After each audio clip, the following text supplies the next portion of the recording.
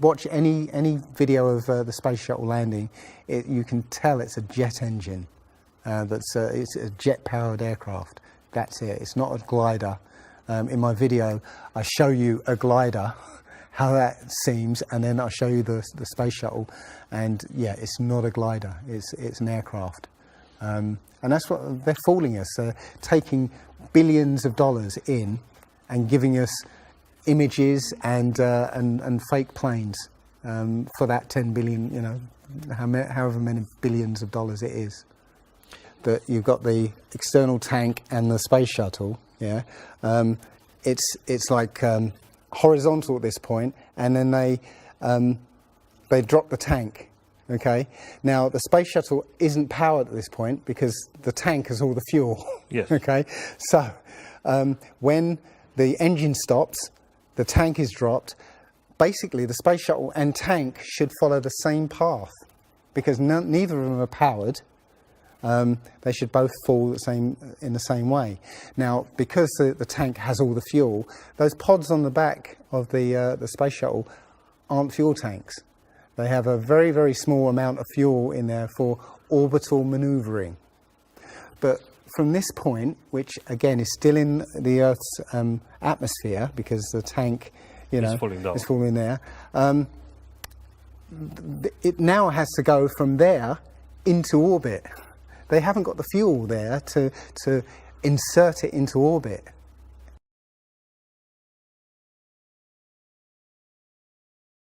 Disney and NASA have worked very closely together. Disney worked with NASA on the moon project. Yeah, they made it. They filmed it so that it would be entertaining for the masses. Yeah, and they're still working with NASA. I absolutely believe that Stanley Kubrick, you know, filmed the moon landing. He left a few clues just to say, so that, you know, like Michelangelo. Yeah, so that we eventually would know that this was his work. Yeah, I did this.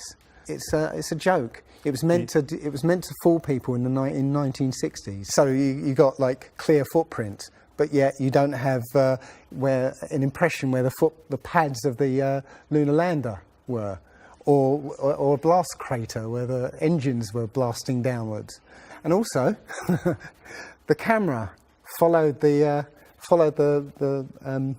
capsule straight up, right, and it followed it very precisely, right, and it stopped when it started to pitch over, right. Now NASA says, oh, we did it remotely. Well, there was a 2 or 3 second delay between sending signals and the camera starting to respond, and then another couple of seconds for them to see what's happened. So it's next to impossible to get that sort of accuracy with that kind of and it's only done once. I mean, they can't sort of keep doing it over and get it right. You know, they do it once and they got it right the first time. So no, it's either they left an astronaut on the moon to film them, or it was fake. It was fake. It was absolutely fake.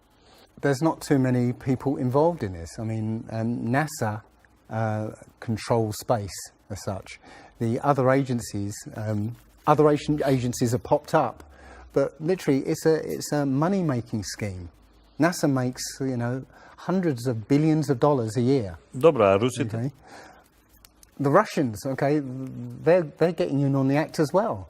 You know, they make money from this. And have you seen the imagery that they put out?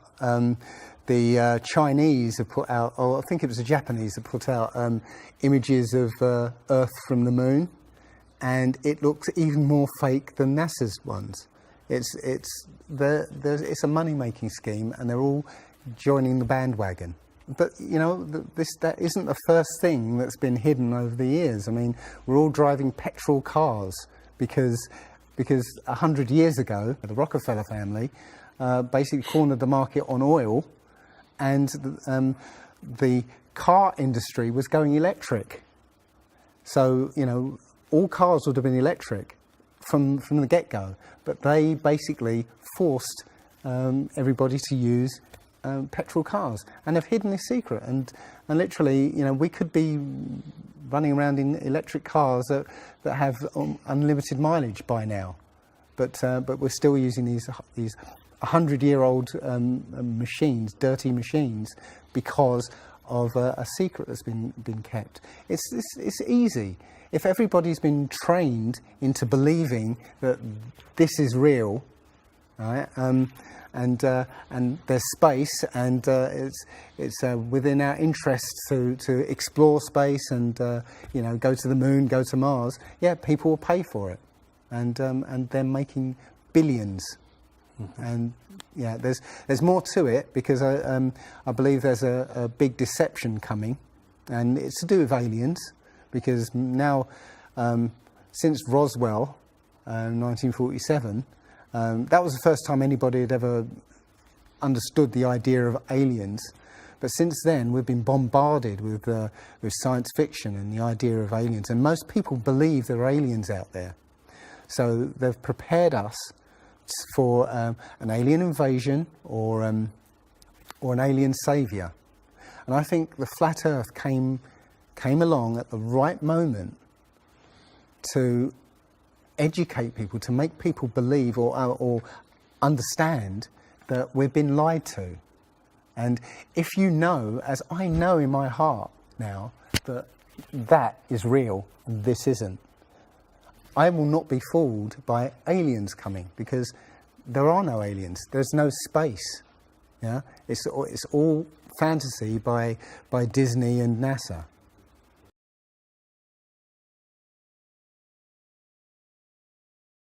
Well, the Bible has a very, very clear view of what this place is, and it matches that place more than it matches this. Okay, and what it says is the great deep is under it, just water. It's just deep water, and above the firmament is water. And it says in Genesis that he separated the water below from the water above, and made a space. And then made dry land appear out of the water. So what's under the flat Earth? Well, it's water, and it just goes on. Again, I don't know for sure, because I've not been under there. I don't know what's past the outside of, or the first few hundred miles of Antarctica. But everything I've seen over the last year and a half tells me that is true and this isn't. And I'm starting to believe and trust my intuition about this.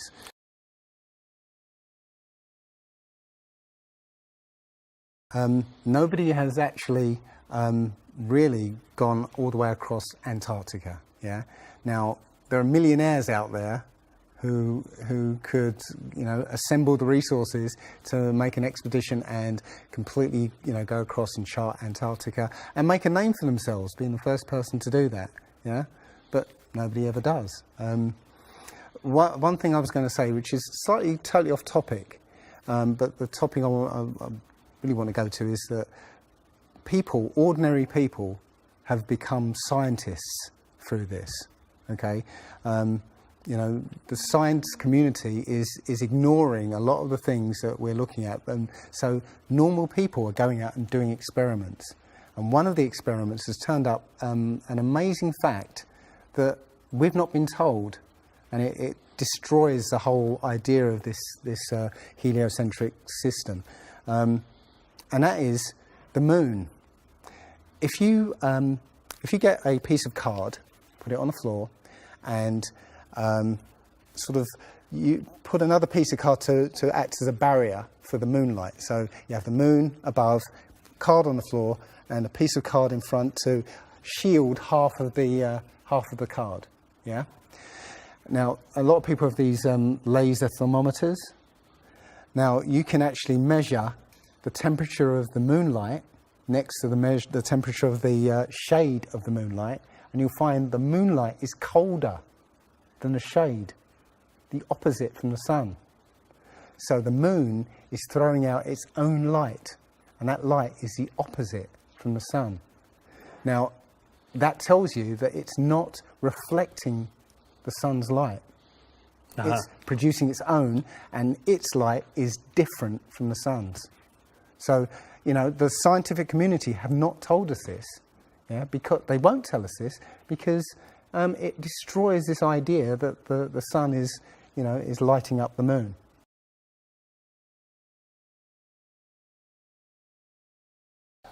This world is very different from what most people think it is. There are very powerful people who essentially rule this world right now.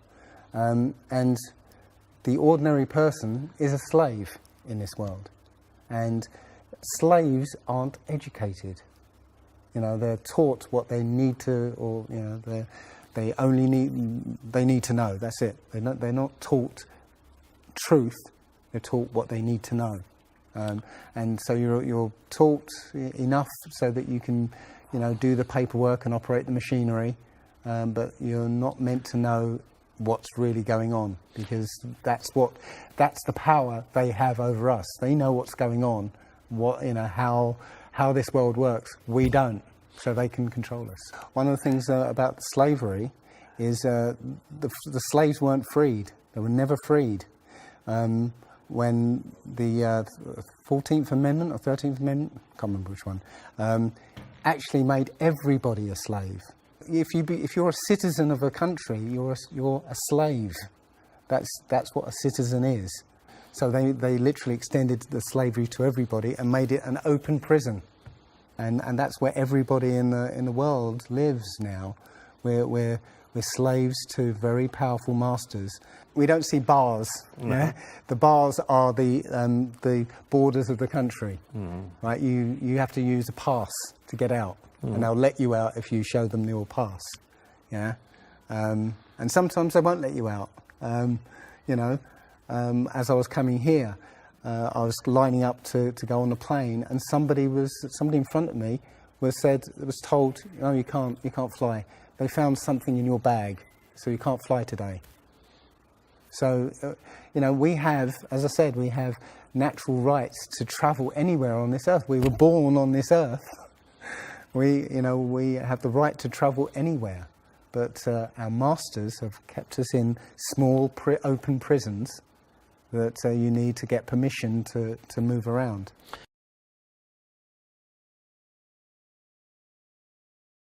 This idea that, billions of years ago, nothing exploded and then everything came out of that nothingness, ridiculous.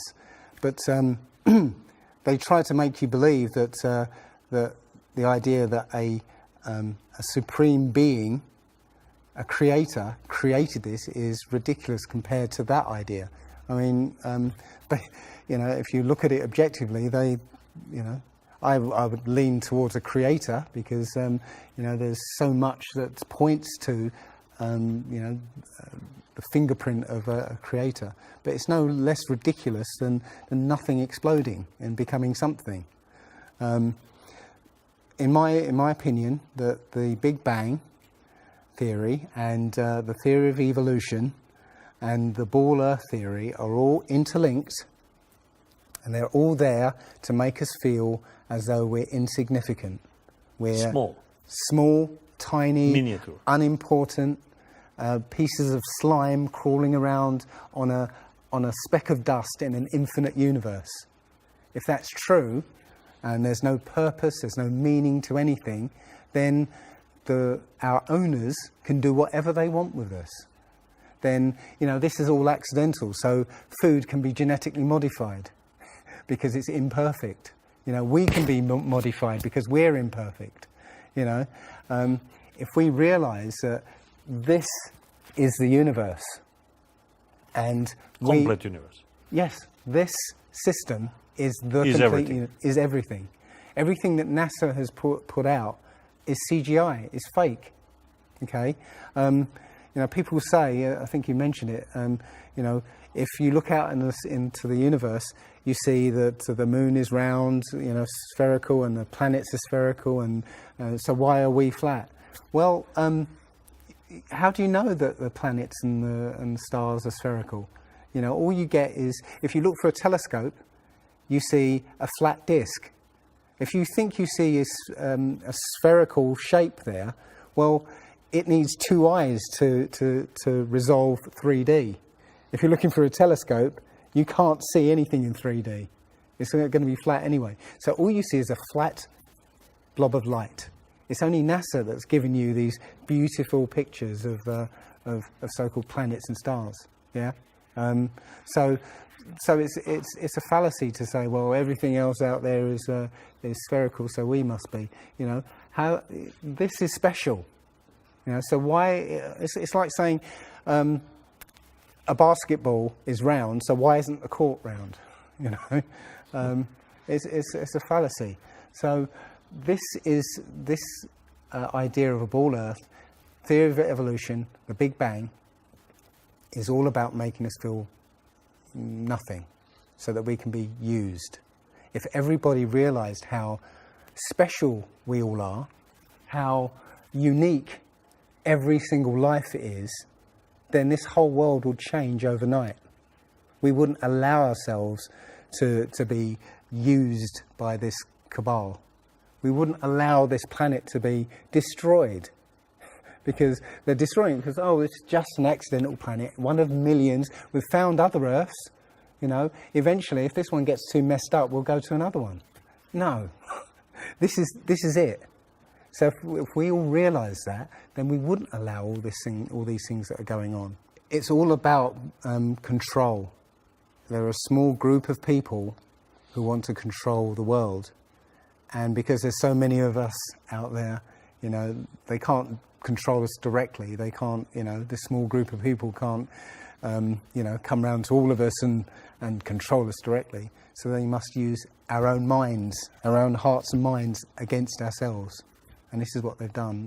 They've educated us into this world, into this globe spinning, you know, heliocentric Big Bang evolution world, which makes us nothing.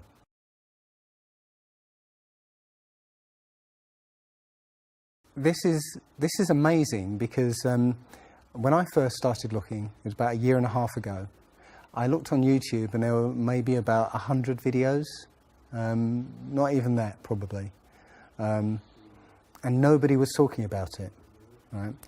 And then over 2015, it exploded.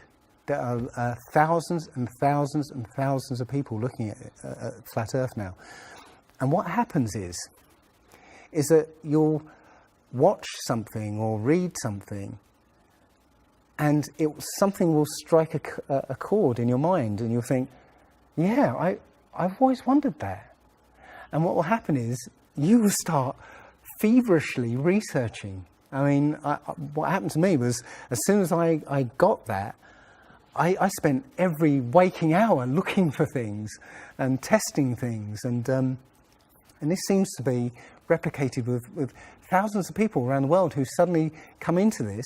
They start, you know, researching and getting a passion for this, because this is what I think, it's the truth, and we recognise the truth when we hear it, and we feel it, and this I believe has come at the exact right time, so that we awaken to what's going on in the world. Nothing else, you know, 9/11 even hasn't awoken people, right, to this extent.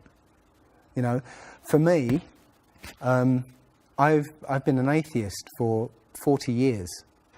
From the age of 13, you know, I didn't want anything to do with God and Bibles and whatever and religions. And now I know for a fact there is a creator. I've seen his fingerprint, you know, not just with the Flat Earth. Everything I've done in the last 5 or 10 years has led me to see that there is a creator now. And there's a great many people out there who have had exactly the same revelation as I have. And it is. I'm now following the commandments and trying to be the best human being that I can be, because I think it was a guy called Kent Hovind who said there are only two possibilities. Either there is a God or there isn't. And both of them are terrifying. Yeah. If there isn't a God, then nobody's in control. We're hurtling through space and there's no plan and there's no nothing, and, you know, that's terrifying. If there is a God, then we'd better find out who he is and what he wants and do exactly what he says. And it turns out that he gave us very specific instructions on how to live. And they're not rules as in, laws that you must follow because, or put you in prison if you don't. No, these are rules to live by, to make a harmonious world. Don't harm anyone, don't kill anybody, don't steal from people, don't covet people's items, Don't lie. Don't lie. I mean, these things are written in our hearts anyway, yeah? But we're in a society that that legalizes all of the 10 Commandments. The policemen and soldiers can kill. They're allowed to kill. Politicians can lie. They can lie. They're lying all the time. They're lying all the time. Police have been told that they are allowed to lie to try and get to catch somebody. Yeah, they're allowed to lie. Everything in the 10 Commandments is legalized in this society. That tells you who runs this society. Yeah. So yeah, this is a profound movement. I don't like using the word movement, but it's a profound shift in consciousness for people because, and like any other topic that's come out in the last few years, this one has made people realise that they've been lied to.